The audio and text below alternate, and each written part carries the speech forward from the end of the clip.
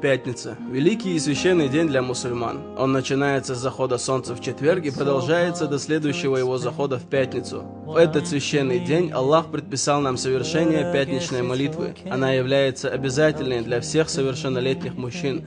За ее совершение Всевышний дает нам большое воздаяние.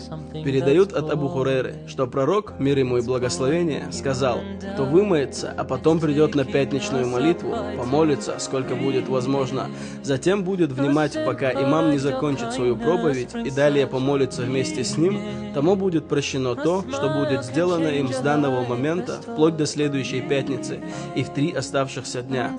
Пятничная молитва коллективная, когда мусульмане собираются вместе и молятся за имамом. Она каждую неделю еще больше объединяет всех мусульман. Этот день каждый должен оставить все свои мирские дела и вовремя прийти в мечеть, посвятить это время служению Всевышнему. Ведь Аллах не нуждается в этом, это нужно нам самим. Порою, уходя в этом бренном мире, каждый в свое бытие, не часто ли мы забываем о времени служения Аллаху?